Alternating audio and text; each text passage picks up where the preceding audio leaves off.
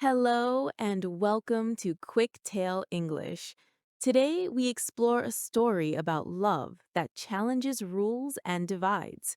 Can two people from different worlds find happiness when their choice brings danger? Let's find out in Forbidden Love. Two different worlds. The city was a place of stark contrasts. On one side was the upper city, where clean streets and tall buildings touched the sky. This was where Officer Ben Carter lived and worked. He was a young, dedicated police officer, known for his honesty and strong sense of justice. He believed in law and order, in protecting the innocent, and in making the city safe. On the other side was the lower districts, a maze of narrow alleys, old buildings, and graffiti-covered walls. This was Maria's world. She was a street artist, full of life and fire. She lived with her younger brother, Leo, in a small apartment. The lower districts had its own rules, its own loyalties, and often its own conflicts with the police. Maria felt a deep love for her community, even with its problems. Ben and Maria's worlds rarely met, and when they did, it was usually in conflict. Police officers saw the lower districts as a place of crime. People in the lower districts often saw the police as an invading force, a chance encounter. One rainy evening, Ben was patrolling a border street between the two districts. He saw a group of teenagers painting graffiti on a wall. As he approached, they ran, but one girl slipped and fell. It was Maria.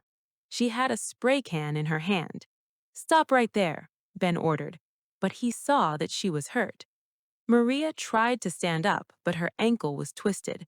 She looked at Ben with defiant eyes. "Go away, officer, I'm fine." Then, instead of arresting her, knelt down. "Let me see that ankle. You can't walk on this." He carefully checked her ankle. It was swelling. "You need a doctor. I can call an ambulance or I can take you." Maria hesitated. An ambulance meant questions, paperwork, and maybe trouble for her brother who had run away. "Just take me home. It's not far." Ben helped her into his patrol car. The ride to her apartment was silent at first. Then Maria pointed at a beautiful mural on a wall. "My friend painted that. It tells the story of our neighborhood." Ben looked at it surprised. He had never seen art like that in this part of the city. They talked about art, about their lives, and about the city. It was the first time they truly saw each other, not as officer and criminal, but as people. Secret meetings. After that night, Ben found excuses to patrol Maria's area. He would stop by her apartment to check on her ankle. Soon, their meetings were not about her injury anymore. They started meeting secretly at a small, abandoned park between the districts. Maria would tell him about the struggles of her community, the lack of opportunities, and the fear of the police. Ben would tell her about his hopes for a better city, his frustration with crime, and his dreams of truly helping people. "My friends would never understand this," Maria said, looking at him. "They would hate me for being with a cop." "And my colleagues, they would say I'm crazy," Ben admitted. "But I don't care. I like talking to you, Maria." Their feelings grew stronger. They started holding hands, then sharing secret kisses under the old oak tree in the park. It was a dangerous game, but they felt a deep connection that they couldn't ignore. The growing danger. The lower districts had a powerful gang, the Vipers, led by a man named Snake. Leo's brother was a part of this gang. Snake saw Ben's presence in their territory as a threat. He knew a police officer was visiting the area, but he didn't know who. One evening, Ben was meeting Maria when he saw Leo watching them from a distance. Leo's face was full of anger and confusion. "Oh no," Maria whispered.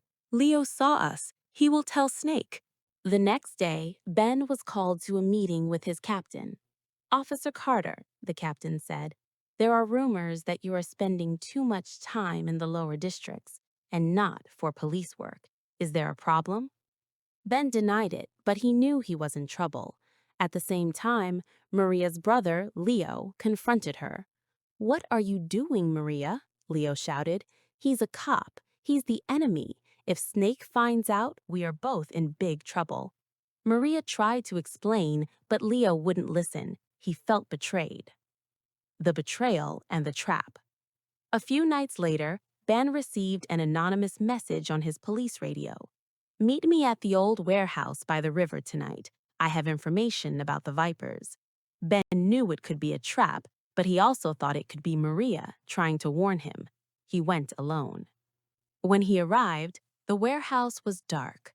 Suddenly, lights came on, and Ben saw Snake and his gang, including Leo, standing in front of him. Snake was holding a gun. "So, Officer Carter," Snake said with a cold smile, "you like our neighborhood, do you? And you like our women?" Ben realized he was in a trap. "Where is Maria?" he demanded. "She's safe, for now. But you are not. You broke the rules. You crossed the line." Leo stepped forward. He looked at Ben with pain in his eyes. "I'm sorry, Ben. He forced me. He threatened Maria." Ben understood. Leo had set the trap, but to protect his sister. The escape. Suddenly, a loud noise came from the outside. Police sirens. Maria had followed Leo and seen the trap. She had called the police. Snake and his gang started shooting. Ben returned fire, but he was outnumbered. He saw Maria in the distance, running towards the warehouse. "Go back, Maria! Get out of here!" Ben yelled. Leo, seeing Maria in danger, made a quick decision. He ran toward a side door, creating a distraction. "This way! The police are here!" The gang members ran after Leo, thinking he was escaping. This gave Ben a chance. He managed to escape through another exit, firing shots to keep Snake and his men busy. He ran to Maria, who was waiting for him. "Are you hurt?" she asked, tears in her eyes. "No," Ben said, holding her tightly. "Thanks to you." The police arrested Snake and many of his gang members. Leo was also arrested, but Ben explained to his captain that Leo had helped him escape. Leo received a lighter sentence and later worked to help his community. However, Ben and Maria knew their love could not continue in secret. Their worlds were too different, and the danger was too real. "I can't ask you to live in fear, Maria," Ben said, "and I can't leave my job. This city needs me." "And I can't leave my family, Ben," Maria replied, "and I can't pretend to hate what you do, even if my world hates it." They decided to separate. It was a heartbreaking decision, but they knew it was the only way to protect each other and their futures. They promised to always remember the love they shared. Conclusion: Love beyond rules. Ben continued his work as a police officer, fighting for justice, but with a new understanding of the lower districts and its people. Maria continued her art, telling the stories of her community, working to create a better future. Their love story was short, but it taught them a lot. It showed them that love can appear in unexpected places, but sometimes the world is not ready for it. Their choice was dangerous, but it was also a choice to do what was right for their separate lives.